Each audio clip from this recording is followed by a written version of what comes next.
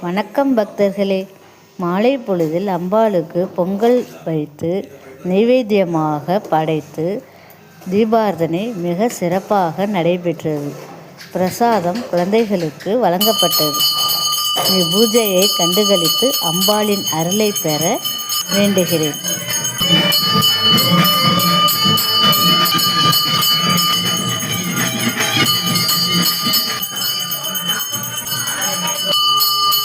அம்பாளிடம் அருள்வாக்கும் சொல்லப்படும்.